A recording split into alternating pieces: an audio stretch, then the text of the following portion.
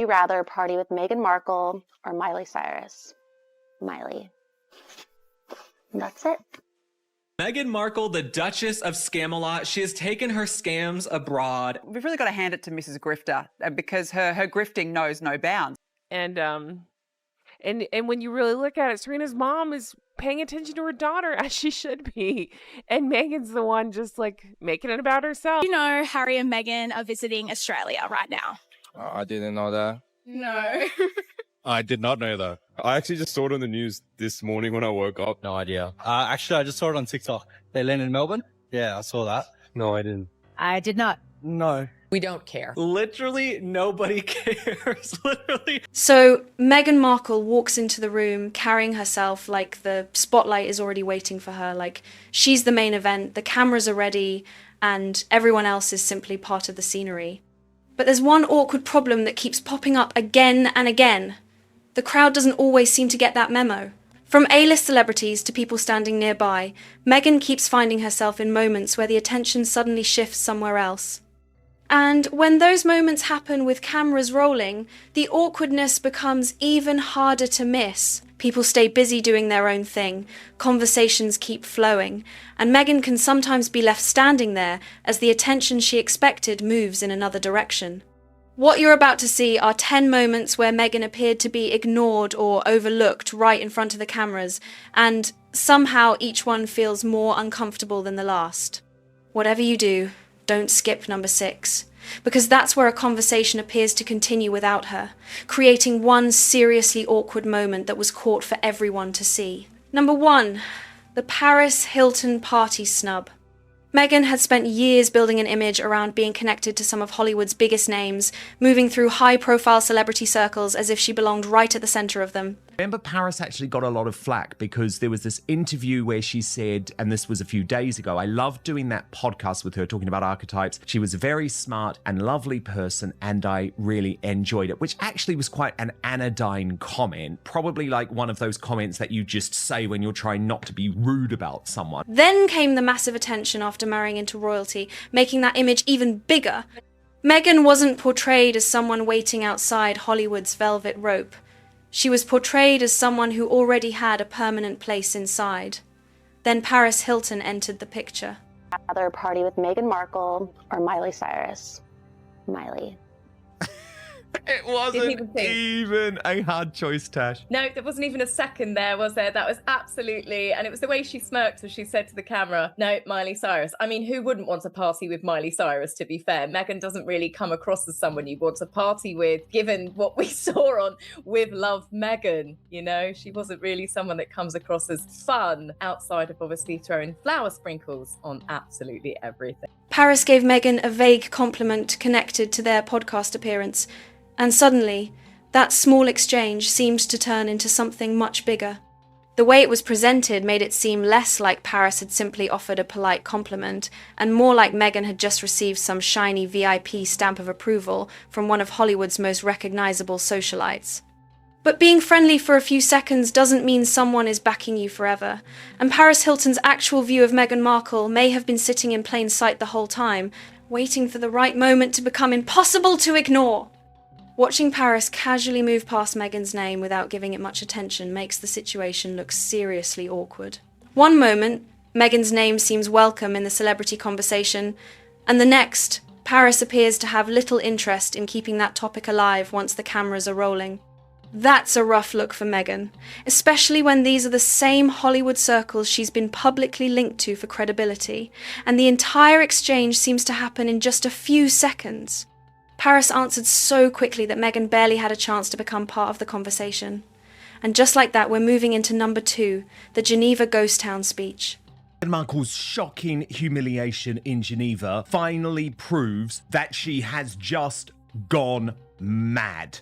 Meghan has worked hard to present herself as a serious humanitarian voice, someone speaking about major global issues and hoping influential people will listen. she traveled to Geneva, Switzerland, and gave this speech. You know, she wants to be taken seriously. She's a humanitarian. She started Archwell Foundation, which already closed. She flies all the way over there, and would you take a look at the crowd that showed up or didn't? Like, literally nobody is on the side. They have all the ropes up to protect her from crowds coming. There's one woman in the background. No one is there. Here's Jacket Lady. Look at her. She looks riveted, doesn't she? She's like, I'm near a princess. Oh boy. No, she couldn't care less. She's not interested. And it's the public's verdict on we don't give a shit about you. Shut up and go live your life and stop bothering us with your fake profundities and fake title. So when she delivered a solo speech in Geneva about children's online safety, it looked like the kind of stage that matched that image. The designer outfit was ready. The cameras were there, and social media activity beforehand helped put even more eyes on the appearance. The World Health Organization's name was also connected to the wider event, giving the occasion some serious international weight. Meghan Markle is stunningly oblivious to her own hypocrisy, and that is definitely beginning to damage her in the eyes of the public and the eyes of the media. You can't avoid the stark comparison between Meghan Markle posting and exploiting her daughter on Instagram and then her complaining that children are being exploited by social media companies. The hypocrisy is just plain for anyone to see. But one detail immediately made the scene look painfully awkward. The visible crowd appeared surprisingly thin. When Meghan stepped forward to speak near the Lost Screen Memorial, footage of the surrounding street showed an unusually quiet scene. Instead of a huge audience hanging on every word, there appeared to be only a small scattering of people nearby. Markle giving a speech, yapping her fucking head off, and nobody's listening. There is nobody there. So, you compare this to Italy last week with the crowd screaming and cheering for the Princess of Wales. And you look at this is a cautionary tale for bullshitters galore. Including tourists going about their day, and one woman who looked much more interested in catching her bus than catching Meghan's speech. Nothing says major international moment quite like delivering an emotional speech while the street behind you looks almost completely empty. With only a few tourists nearby, a bus stop in the mix, and security standing around without an obvious crowd to manage, the visuals were rough. Children are no longer just participants in digital spaces. They are too often the product, because when they tick the box and they sign the terms and conditions, they don't realize that they may actually be signing a... Meghan has often been compared with Princess Diana, and moments like this can make those comparisons even more intense.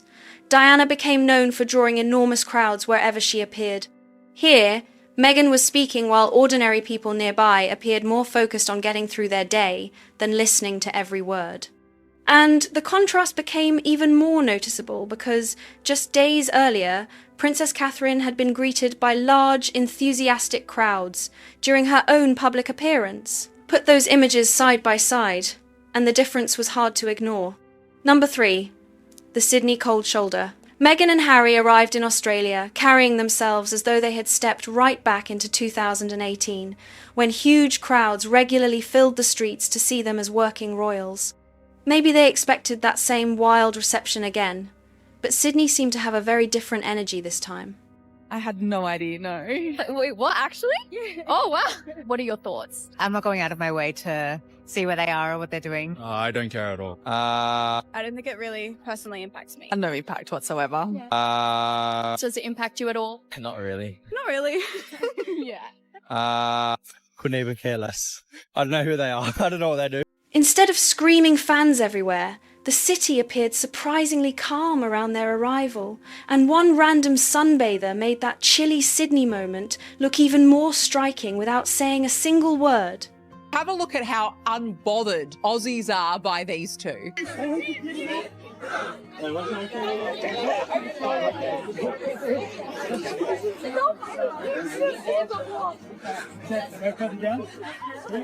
I mean, no one is moving. That woman on the sand, please somebody find her and give her a medal. That is quintessentially Aussie. We love the sunshine, we love the beach. We ain't moving for nobody, especially these two non-royals. Meghan and Harry's entourage walked right past her, but she didn't even appear to lift her head. No wave, no double take, and no visible excitement. she simply carried on with her day, as though nothing unusual had happened. Got their privacy. Look at this. No crowds. No crowds for them at the Sydney Opera House. And if you look closely, they clearly expected crowds because you could see there the barricades were up. There were like fences up, waiting in anticipation. And there was nobody. Harry's face is like, wait, hang on, where? And that awkward reception didn't end with one sunbather on the beach. When Meghan and Harry arrived at the Sydney Opera House, the setup looked ready for the kind of huge screaming crowds they had experienced back in 2018. Where is everyone gone? Why am I not loved? Meghan probably thought the same. And it's a far cry from the tens of thousands who lined up and camped out, as you can see there, 8 years ago when they last came. I mean, look at the crowds then, the signs, the Aussie flags. They loved them. They loved them. Barricades were already in place, apparently prepared to keep large groups of people back. But the massive crowd they may have expected simply wasn't there. Oh, and that was the same trip, by the way, that they called the catalyst for leaving the royal family. Well, look at that. Compare the pair. Oh, and that was also the same trip, by the way, where Meghan reportedly said, oh, gee, I can't believe I'm not being paid for this. Serious. The barriers stood ready while the space behind them looked surprisingly empty. Turns out, even an entire country can leave you waiting. Number 4, the Kristin Scott Thomas cold shoulder. Meghan has never exactly hidden her interest in connecting with established Hollywood names, and during Paris Fashion Week, which, you know, Meghan was looking like an alien, and then Kristin Scott was here, okay, and she was absolutely ignoring her, like Meghan does not exist. You see that Meghan was... But Kristin Scott is like, she's not here. I'm gonna pretend that she's not here. Maybe she will go away. And it's when Meghan, you know, turns around and says, oh, it's just like me. It's just like me. You know, have I told you the story when I was 11 years old? Please. Legendary actress Kristin Scott Thomas became part of one seriously awkward interaction. Meghan appeared eager to make the connection, especially with cameras nearby. She seemed ready for the photo, the conversation, and that perfect celebrity moment, standing beside an actress with decades of respected work behind her. But the exchange didn't seem to flow the way Meghan wanted. See, Meghan Markle has been criticised for laughing when a model tripped during the Balenciaga fashion parade in Paris this week. Yes, she quickly recovered there, Meghan that is, not the model. But it's been noted, Kinsey, that Meghan Markle was about the only one who burst out laughing there. Is she a mean girl? What followed looked noticeably one-sided, with Meghan appearing to keep the interaction going, while Kristin seemed much less interested in turning it into a big moment. The more Meghan appeared to push for that connection, the more uncomfortable the scene became. Watching Meghan talk, gesture, and laugh, while Kristin seemed focused elsewhere, created the kind of second-hand embarrassment that's hard to ignore. Meghan kept the energy turned all the way up, but the response appeared noticeably cooler, making the exchange feel more awkward by the second. And apparently, the uncomfortable moments weren't finished. Later at the same event, a model reportedly stumbled on the runway, a moment when fashion show audiences typically stay quiet and give the model space to recover. But Meghan appeared to laugh before turning toward Marcus Anderson, seemingly expecting him to share the reaction. Instead of becoming a shared joke, the moment only seemed to make the atmosphere even more uncomfortable. Nobody else in the room appeared to laugh, and Marcus Anderson didn't join in either. He seemed to completely ignore the moment. Then, once Meghan appeared to realise she was laughing alone, the sudden shift in her expression made the scene feel even more awkward. Number 5. The David Foster snub. Meghan and Harry arrived at David Foster's charity gala in Canada with what appeared to be a close connection already in place. Of course, everything that we have all seen with our own eyes, and I've watched that thing in slow motion like a million times. It's hilarious. He sees her. He sees her. He claims he didn't see her. You can see his eyes look at her. Because later he's like, oh, I didn't see her. We see you, David. We see you icing her out. We see you talking to Harry literally behind her back. Like he reaches back rather than forward to avoid any even eye contact with Meg. Harry had previously described the legendary music producer as an American father figure, so viewers might naturally have expected plenty of warmth when the cameras started flashing. Then came the red carpet moment.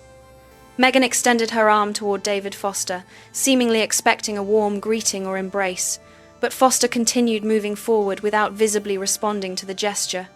Meghan was left standing there with her arm extended, surrounded by cameras, while nobody appeared to complete the greeting. It was a tiny moment, but on camera, it looked brutally awkward. There isn't a PR team on Earth slick enough to make an outstretched hand meeting nothing but empty air look completely smooth. Whatever was intended, the cameras captured an undeniably uncomfortable exchange, and apparently, that wasn't the end of it. David Foster later appeared to reach back specifically to speak with Harry, barely turning toward Meghan. That small detail made the interaction look even more uncomfortable. Even someone described as a close father figure appeared more focused on Harry in that moment, and the cameras captured every second. Number 6. Serena Williams' mum snub. Meghan has never been shy about highlighting her friendship with tennis legend Serena Williams. Trying to talk to Serena's mom. It's like she knows the camera's on her. She's trying to talk to her, and Serena's mom is watching the game as you would. Meghan couldn't care less. She's talking to herself. She's doing that thing where she kind of chuckles to herself to make it seem like she's part of the conversation. It's so awkward, again, trying to talk to Serena's mom or a scene, and I mean, So when Meghan landed a courtside seat beside Serena's mother, Oracene Price, at the US Open, it seemed like the perfect chance for a warm interaction that could show just how connected those circles really were. Mom's trying to watch her daughter play. Get a clue, Meghan. Oh, it's just so cringy. So yeah, Meghan's just in her own little world. Here we go. It's slowed down again. So she's just in her own little world. She's trying to make it all about her. And again, I feel like she knows the cameras are on her. So look how close I am with Serena's mom, you know. Meghan turned toward Oracene and appeared ready to start chatting, with cameras nearby capturing the interaction. But Oracene seemed completely focused on the tennis match. While Meghan appeared to speak in her direction, Oracene kept her attention firmly on the court and showed little visible reaction. That left Meghan seemingly talking without getting much response, turning what could have been a friendly courtside exchange into one seriously uncomfortable clip.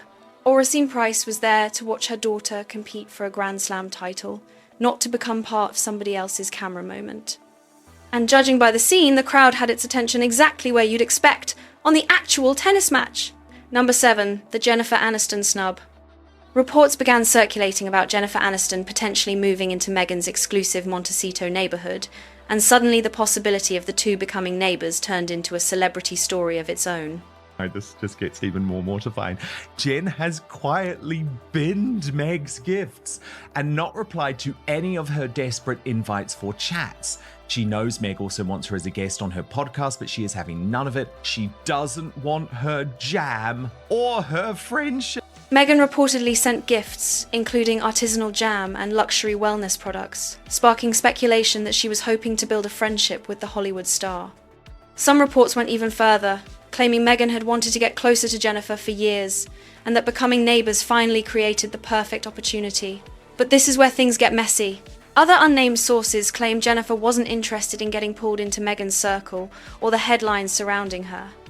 Those claims have not been publicly confirmed by Jennifer herself, so they should be treated as speculation. Still, they turned what could have been a simple neighbourly welcome into another awkward celebrity rumour. There's something almost surreal about the image of a wealthy, world-famous woman, reportedly sending over fancy jam and luxury gifts, seemingly hoping a new neighbour might become a new celebrity friendship.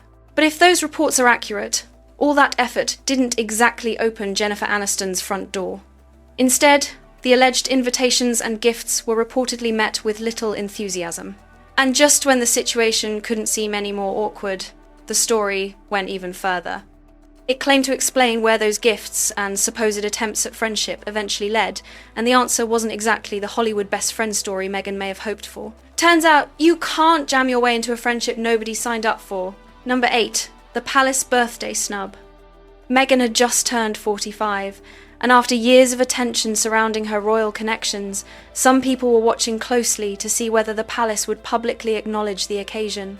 Reports of a recent meeting with King Charles in London only added more fuel to the speculation. Lindsay Schofield agreed, saying Markle's in-laws haven't wished her a happy birthday on Instagram ever since she stepped away from her royal responsibilities. They believe Meghan played a significant role in the breakdown of family trust, and I think any suggestion that they're secretly exchanging birthday wishes belongs more in the realm of wishful thinking than reality. Yes, It's gone into the never never. And look, the lack of public well wishes from the monarchy is said to have outraged the always in need of attention Meghan. But when her birthday arrived, the expected public royal fanfare appeared to be missing. There were no obvious birthday posts or glowing public messages from senior members of the House of Windsor. Whether anything happened privately is another matter, but publicly, the silence was hard to miss. After years of headlines about Meghan's complicated relationship with the royal family, that lack of a visible birthday message quickly became a story itself. And so in the most tragic and dire of circumstances, she's gone and posted her own happy birthday wishes to herself on social media. Oh dear. Is that Harry? Oh, look. The dancing? The T-shirt? Oh, the dog, no. Oh, the dog gets a hat. The dog gets a hat. Calling it protocol might officially explain the silence, but critics saw something much colder. Commentators have also claimed that Princess Catherine and Prince William currently have little to no contact with Meghan, suggesting that relationship remains seriously strained. If those reports are accurate, the family bridges aren't just damaged, they're barely standing. So is that Harry's voice? I think it is. I think that's Harry. Oh my gosh, look how excited she is that the dogs are wishing her a happy birthday. Oh no. Oh. Oh. I'm sorry. Did she forcefully put that on the dog? Like, here, let me just take a photo of you so I can put it on social media because it's my birthday. It's my birthday, gotta show everybody. And now those poor dogs are subjected to wearing a hat. And this wasn't treated as some random one-year snub. Royal commentators have pointed out that since Meghan stepped away as a working royal, public birthday messages from the family have largely disappeared from official social media. Year after year, that pattern has fueled speculation that the distance between Meghan and the royal household isn't temporary at all, but the new normal. When your in-laws go years without a public happy birthday, the whole thing starts looking less like a royal family connection and more like a group chat where somebody quietly hit mute. And that brings us straight to number 9, the Met Gala snub. They said this one, though, would be all about reconciliation and healing, but Oprah apparently politely declined. Wow. Yeah, Rob Shooter said that she received so much backlash from the first interview that she just doesn't want to go back there. For months, Meghan had been portrayed as someone increasingly connected to fashion, celebrity culture, and the powerful circles surrounding fashion's biggest night. With reported social connections to people involved with the event, speculation began building that Meghan and Harry might finally land those coveted Met Gala invitations. But when the guest list started taking shape, Meghan and Harry were nowhere to be seen. That doesn't prove they were officially banned, despite some dramatic headlines making that claim. Still, after all the speculation about Meghan potentially walking those famous Met steps, her absence gave critics plenty to discuss and made the supposed Hollywood power move look seriously awkward. Missing fashion's biggest night, after all that speculation, is the kind of rejection that's tough to dress up as a victory. Some reports even made the much stronger claim that Meghan had been banned, although there is no solid public proof that Anna Wintour personally blocked her from attending the Met Gala. And the timing made the optics even more interesting. Around the same period, King Charles and Queen Camilla were publicly seen at events connected with Anna Wintour, creating a contrast critics quickly noticed. While senior royals appeared comfortably within those powerful fashion circles, Meghan was nowhere near the Met steps. Fair or not, the images practically created the drama themselves. One side was visibly inside the room, while Meghan's supposed invitation remained nothing more than speculation. Nothing makes a celebrity power play look shakier than watching your own in-laws receive major attention from the same fashion circle you were rumoured to be chasing. And that brings us to number 10, the Oprah snub. Meghan and Harry spent years connected with Oprah, one of the biggest names tied to their post-royal story.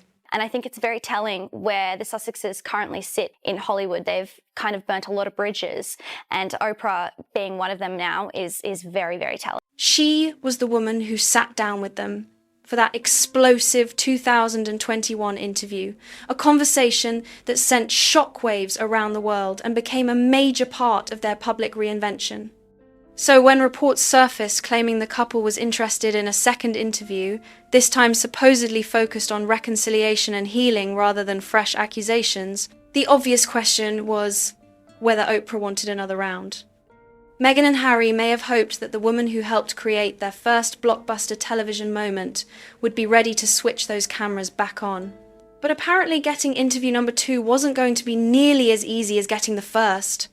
Getting turned down by the same friend and neighbour who once gave you an audience of millions and a career-defining platform would be a seriously brutal message for every other Hollywood heavyweight watching. And according to reports, Oprah's supposed reasoning went far beyond a basic scheduling conflict. Sources claimed Oprah faced significant backlash after the original interview and had little interest in stepping back into the ring for round 2. Whether those claims reflect Oprah's private thinking has never been publicly confirmed, but the story still landed hard. Even with talk of a softer interview centered on healing and reconciliation, reports suggested Oprah wasn't exactly rushing to put Meghan and Harry back under those studio lights. And according to those reports, the distance didn't suddenly appear overnight. Oprah has reportedly offered little public praise of Meghan since the original interview, and the two haven't been publicly seen together often, with reports pointing to a group gathering in September 2024. That silence has fueled plenty of speculation about whether their once high-profile connection quietly cooled off behind the scenes. Some commentators have even suggested Oprah may have felt used, but unless Oprah says that herself, that claim remains speculation. When the people who once seemed close suddenly become distant, the internet is going to notice. Maybe it's nothing more than friendships changing over time. Maybe people simply went in different directions. Or maybe there are private details we'll never hear about. Either way, the lack of public interaction has given critics plenty to speculate about. So, after looking at all 10 moments, which one stood out to you the most? Was Paris Hilton's reaction the biggest surprise? Did the Geneva appearance feel the most awkward? Or was the Oprah situation the moment that raised the biggest questions? Let me know your take in the comments, because I'd love to see which moment you think was the hardest to explain. And if this video kept you watching, show some love by hitting the like button and subscribing for more celebrity stories and royal drama. Share it with someone who would have a strong opinion about these moments too. Don't forget to turn on notifications so you know when the next video drops. Most importantly, leave your thoughts below and keep the debate going. Thanks for watching, and I'll see you in the next video.